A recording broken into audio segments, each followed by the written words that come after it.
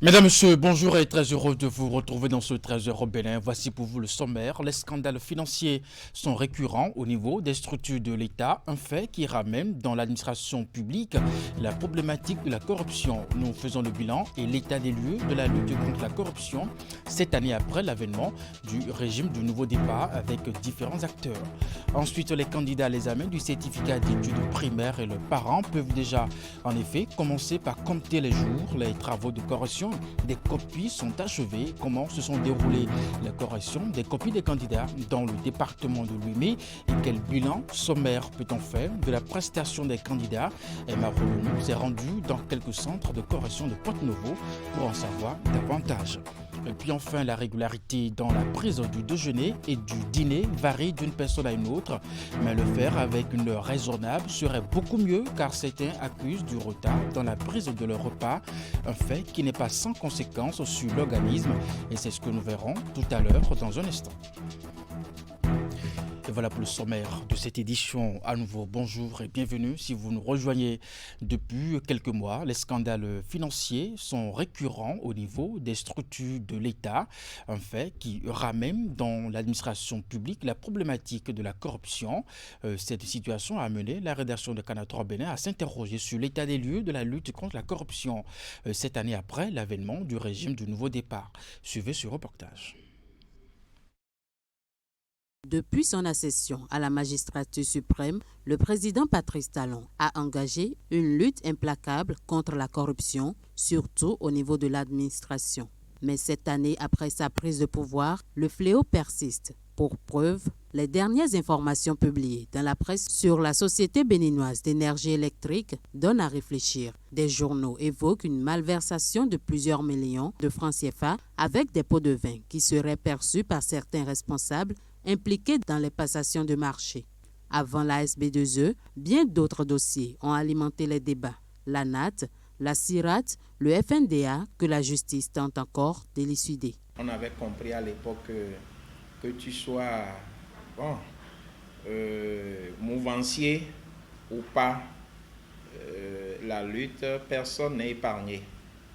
On a connu des affaires dans lesquelles des proches, des gens qui ont été nommés, proches du chef de l'État, les affaires dans lesquelles ils étaient trempés, ont été déférés à la Cour de répression des infractions économiques et du terrorisme et la sanction n'a pas raté. Nous avons vu la volonté, tout comme certains présidents aussi.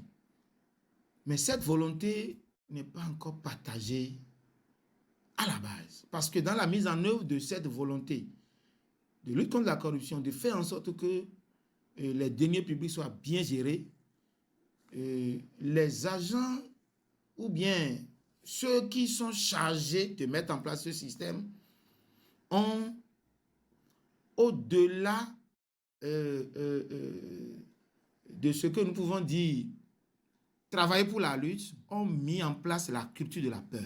La Cour de répression des infractions économiques et du terrorisme, la cellule d'analyse et de traitement des plaintes et dénonciations, la plateforme de dénonciation, dénonciation.bj, mais aussi le numéro vert, le 155, avec la volonté personnelle et affichée du chef de l'État, sont autant de dispositifs mis en place par le gouvernement béninois pour limiter les faits de corruption dans l'administration publique et privée. 7 ans après, le constat est là et crève l'œil. Les Béninois continuent de mal se comporter vis-à-vis des deniers publics et se refusent d'adopter cet idéal prôné par le président de la République. Certes, quelques résultats encourageants sont enregistrés, mais le mal persiste toujours.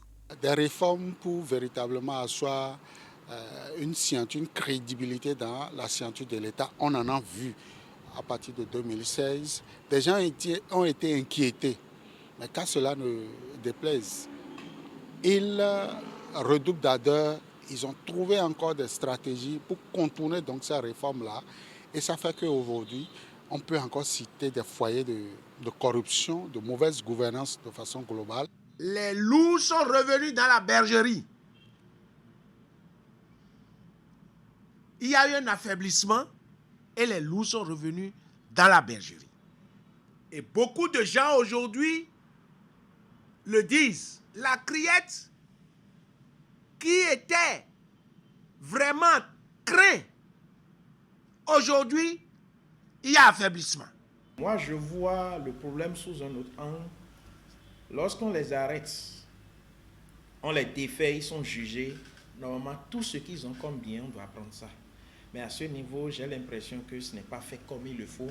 Résultat, les gens finissent de purger leur peine. Encore que pour ces gens de crimes, de délits, il ne doit pas y avoir de liberté conditionnelle ou bien de grâce présidentielle. La lutte contre la corruption est un combat de longue haleine. Sa réussite dépend de l'implication effective de tous les acteurs concernés. En premier, les populations et les cadres de l'administration auxquels il faut inculquer le respect du bien public. Toute chose qui n'a pas manqué au cours des 7 dernières années. Selon plusieurs observateurs, il revient au pouvoir public de renforcer les moyens de lutte. Dire qu'on veut lutter contre la corruption, ce n'est pas évident. On va peut-être essayer de contrôler les foyers de corruption, les nids de corruption. On va essayer donc de réduire, de passer d'un pourcentage proche peut-être de 100% vers un pourcentage proche peut-être du 0%. Il n'y a pas une stratégie globale en soi qui éradique de façon totale cette affaire. La lutte doit être permanente. Un système qui est mis en place, qui a des failles, on corrige les failles et on continue. Il faudrait que la criette reprenne du service. Est-ce que c'est parce que on a augmenté encore d'autres activités à la criette qui n'est pas seulement ses premières activités au début, qui est la lutte contre la corruption, le terrorisme et les infractions connexes? Est-ce que c'est ça? Il faut diagnostiquer ça aussi. À tous égards, la corruption continue de sévir en dépit de tous les efforts consentis par les gouvernements qui se sont succédés à la tête du Bénin. Finalement, ne serait-il pas judicieux de changer carrément de fusil d'épaule en rééduquant la jeune génération afin d'espérer plus tard un nouveau type de citoyen plus intègre? Je vous l'annonçais en titre, la régularité dans la prise du déjeuner ou du dîner varie d'une personne à une autre, mais le faire à une heure raisonnable serait beaucoup mieux car certains accusent du retard dans la prise de leur repas, un fait qui n'est pas véritablement sans conséquence sur l'organisme. Suivez ici dans ce reportage de Donatien Sowanou, Maryse Bokor, les bonnes habitudes alimentaires à avoir. Nombreuses sont les personnes qui n'ont pas d'heure régulière pour manger. Cet état de choses est souvent dû à des contraintes de temps pour certains, un choix délibéré ou encore par simple ignorance pour d'autres. Je peux manger 3 fois par jour, je peux manger 2 fois par jour. Des fois même, quand je suis acculé par les travaux en journée, je ne mange pas, c'est totalement vers la fin de la soirée. Moi, je n'ai pas une fiche pour manger. En réalité, il y a, selon les spécialistes de la nutrition, des heures réglementaires à respecter pour chaque repas de la journée. On commence de 7h à 9h et on démarre toujours le petit déjeuner par la vitamine C. Et après maintenant on peut manger ce qu'il faut prendre pour avoir une bonne digestion. À midi, le repas de midi, c'est entre 12h30 et 13h30. Je dis bien 12h30 et 13h30. Et vous mangez bien à midi en commençant par les glucides, les protéines et les lipides. Mais avant de manger, il faut toujours prendre un thé antibactérien. C'est-à-dire ce thé permettra de favoriser la digestion pour ne pas avoir des maladies de tube digestif qu'on appelle peut-être la fièvre typhoïde. Et après avoir fini de manger maintenant, vous pouvez prendre un thé hypoglycémia pour équilibrer comment on appelle la glycémie postpondérale, c'est-à-dire après avoir fini de manger. Et le soir maintenant, c'est à partir de 19h. Une bonne santé est synonyme d'une bonne hygiène alimentaire. Ne pas prendre son repas aux heures recommandées a donc des effets néfastes sur la santé. La constipation, le mégacolon, l'indigestion, l'hémorroïde, rigoureusement. Le petit déjeuner, vous pouvez prendre ça bien, y compris protéines, glucides, un peu de atassi, un peu de piron, un peu de thé, un peu de jus de fruits, le matin correctement. Et à 16h, vous mangez bien, là vous aurez un bon côlon. Et il faut s'hydrater beaucoup. La nécessité de maintenir son organisme en état requiert une alimentation saine. Pour les nutritionnistes, Manger au moins 3 fois par jour et aux heures appropriées renforce l'immunité de l'organisme.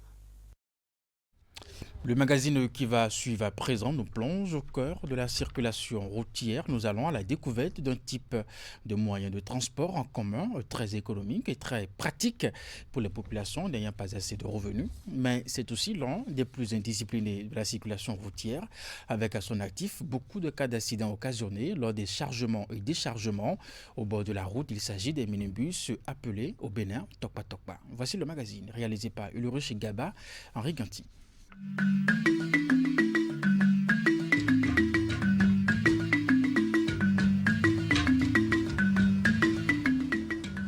Baka en Côte d'Ivoire, Trotro au Ghana et Tokpa Tokpa au Bénin. Le phénomène des minibus envahit la sous-région. C'est l'un des moyens de transport en commun les plus populaires. Il reçoit tous les âges et toutes les catégories de clients. Il est défini comme l'un des taxis les moins chers parce que ces tarifs sont à la portée de toutes les bourses. Les dames du marché, les gens qui vont au marché aller payer, les étudiants du campus, bon, c'est des gens comme ça un peu que nous prenons. On choisit Tokpa Tokpa parce que c'est à la portée de toutes les bourses. Avec ce qui se passe, on ne vend pas. Et puis la facilité avec Tokpa, c'est mieux, on dépense moins. De Tokpa à Calavissi, c'est trop, c'est 300. Donc des fois, certains clients disent non pas 300, ils négocient, on les prend 250 ou 200 des fois. Aller-retour, ça nous fait 600.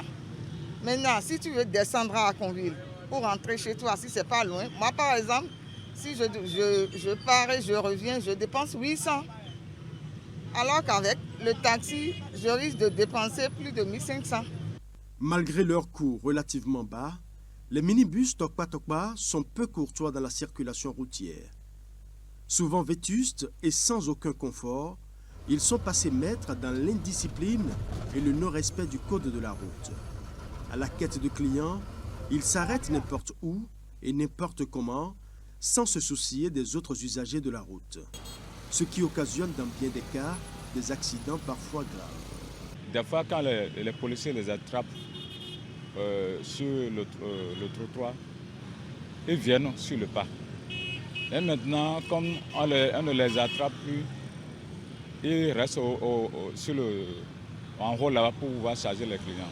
Il faut qu'on les mette sur l'autre parce qu'il y a trop de jeunes qui sont dedans aujourd'hui maintenant, qui ne savent pas prendre un passager, il faut aller sur le gare, ils ne savent pas. Le problème est que pour conduire seulement, vous allez pour chercher ce qu'il veut actuel. Pour les chauffeurs et les responsables syndicaux de ce secteur, les chargements et déchargements hors des parcs sont dus au fait que les clients préfèrent attendre les bus aux abords des voies. Les parcs sont souvent vides et pour rentabiliser sa journée, le conducteur se retrouve dans l'obligation de faire le trottoir à la quête de passagers. Jusqu'à présent, je suis au niveau du parc actuellement. Jusqu'à l'heure là, je n'ai pas encore trouvé de passagers et tout est bouleversé encore. Si on ne trouve pas les passagers sur le parc, c'est en roulant sur la voie, c'est en ce moment-là que nous, les véhicules Tokpa Tokpa, nous trouvons des passagers à prendre. Je ne veux pas qu'on les attrape, mais il faut qu'on les sensibilise un peu pour qu'ils reviennent sur le parc. Sinon, moi, quand je parle, c'est à cause des accidents que moi je parle. Passagers, chauffeurs et responsables syndicaux de parc sont tous conscients de la délicatesse de la situation. Ils espèrent un réaménagement organisationnel au sein de la corporation pour la rendre plus respectueuse du code de la route. Elle n'a jamais cessé d'aiguiser la curiosité de ses visiteurs pour qui se posent mille et une questions. De par ses nombreuses caractéristiques, la mer reste et demeure un mystère pour le commun des mortels. Au-delà de ses multiples caractéristiques, ce vaste étendue d'eau salée regorge de nombreuses vertus spirituelles. Pour qui sait s'en servir? Pour en savoir davantage sur les différentes vertus de l'eau de mer, l'une de nos équipes de reportage a fait une immersion dans certaines obédiences religieuses qui ont accepté de nous livrer quelques secrets, quelques vertus de l'eau de mer dans ce magazine. La mer, cette étendue d'eau vaste et apparemment sans fin, reste et demeure un mystère pour le commun des mortels. Sa beauté et la force de ses vagues suscitent au quotidien curiosité et fascination.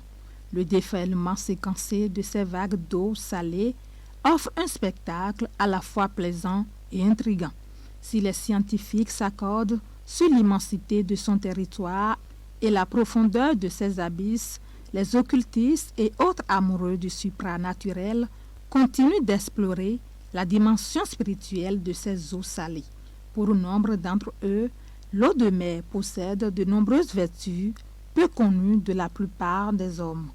L'une de ces vertus les plus sollicitées est celle relative à la purification.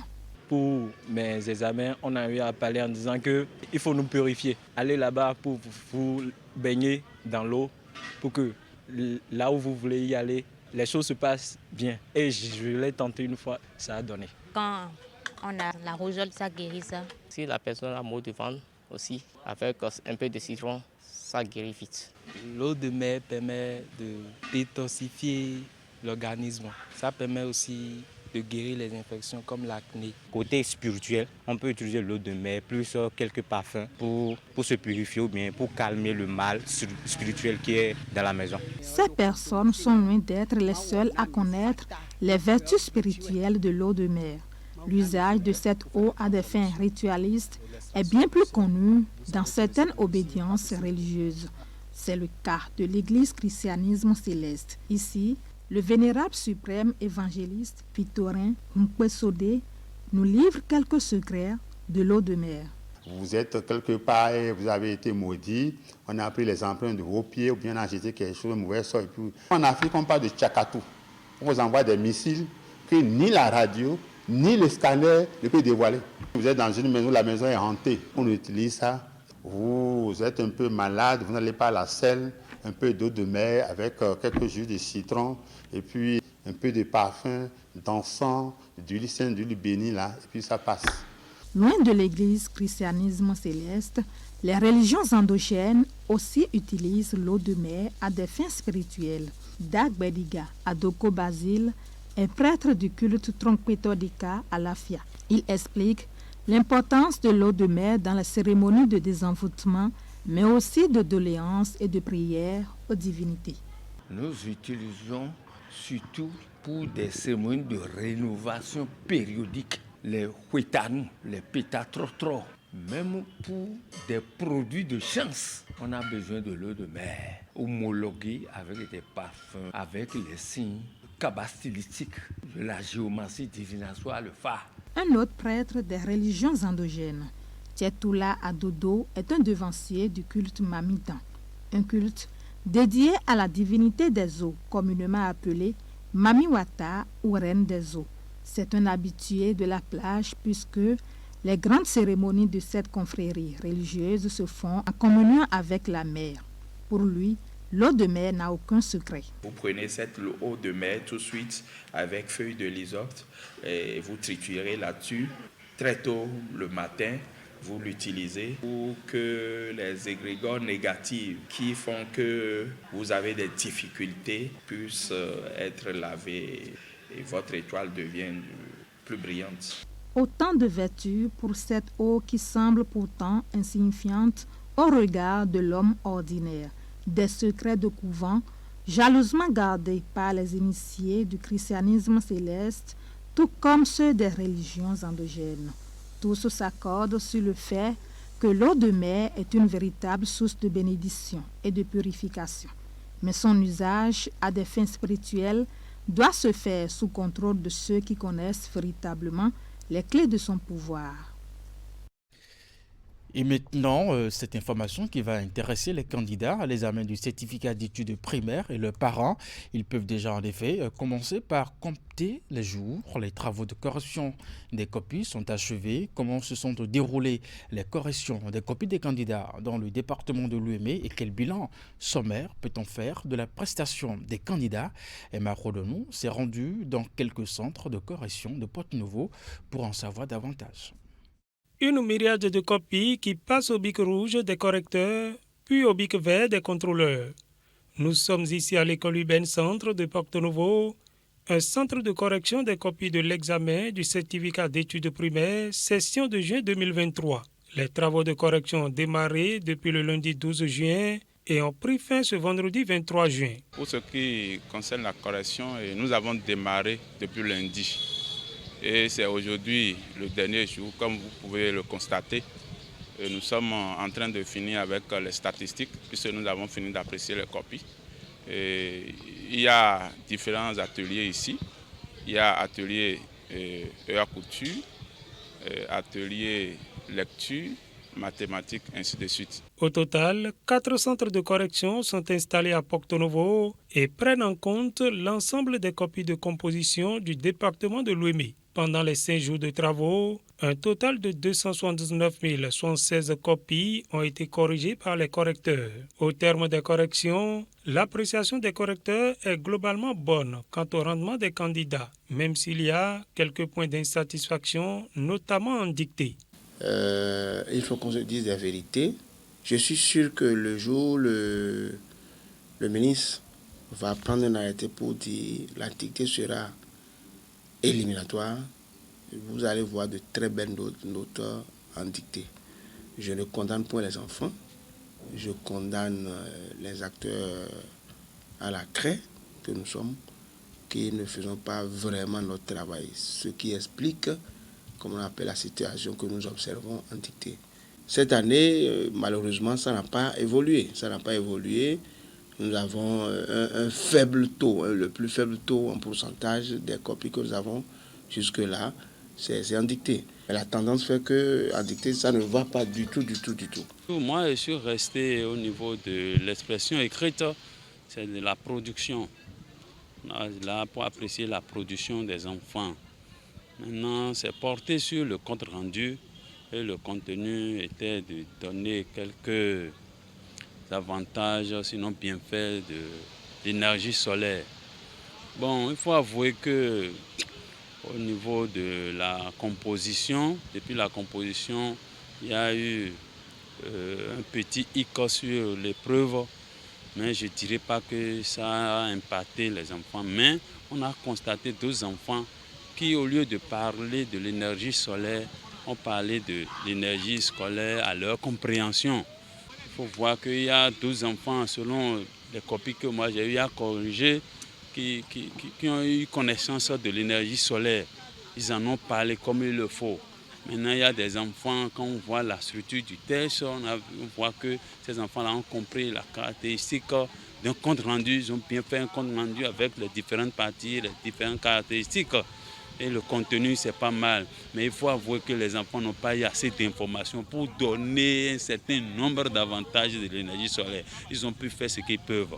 Les travaux de secrétariat ont également démarré et la délibération est prévue pour la fin du mois. Le 30 juin, on attend les résultats. Et juste après les résultats, nous aurons les travaux de finition qui vont commencer du lundi 3 au vendredi 7 juin. Donc c'est la dernière étape du CEP. Donc on attend juste cette étape-là. Le 26, on va continuer, poursuivre. Et le lundi 3, on va faire la finition et boucler totalement le CEP 2023.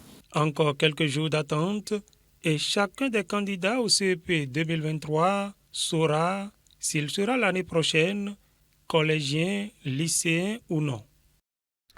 Et nous sommes déjà dans les vacances. Qui dit vacances parle bien entendu de tournoi de proximité pour les amoureux du cuiron. C'est dans ce cadre que le tournoi de l'unité du bloc républicain de la 6e circonscription électorale a été lancé le samedi dernier sur le terrain de Zoka dans la commune d'Abomey-Calavi. Un tournoi qui met aux prises 16 équipes de football venues de 3 différentes communes de la circonscription. Retour sur les temps forts de la cérémonie de lancement du tournoi avec Candide Rourinto, Elvis Tonoucoin. Rapidement présenter les équipes. Ils sont venus pour le coup d'envoi du tournoi de l'unité du bloc républicain dans la 6e circonscription électorale. Mais visiblement, la pluie n'a point facilité les choses. Mais avec sa clémence, le match inaugural entre la formation du FC Regamé 2R et celle de Gémeaux FC de Crévier a démarré aux environs de 17h. Après l'exécution de l'hymne national par les 2 équipes, le coup d'envoi a été donné par les militants du bloc républicain et l'ancien maire de la commune d'Abomey-Calavi. L'objectif général reste bien connu, faire révéler certains talents de la commune d'Abomey-Calavi, de Soava et de Zé.